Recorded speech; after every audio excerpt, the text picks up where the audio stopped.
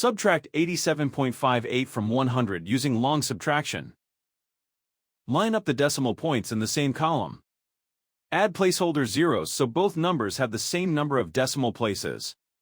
We work from right to left and finish one column before moving to the next. In the hundredths column, 0 is less than 8, so we need to borrow. Borrow 1 from the hundreds column. 1 becomes 0. Carry the borrow through 3 zeros. Each cross 0 becomes 9. The 0 in the hundredths column becomes 10. In the hundredths column, 10 minus 8 is 2. In the tens column, 9 minus 5 is 4. In the ones column, 9 minus 7 is 2. In the tens column, 9 minus 8 is 1. Bring down 0 in the hundreds column. Bring the decimal point straight down into the answer.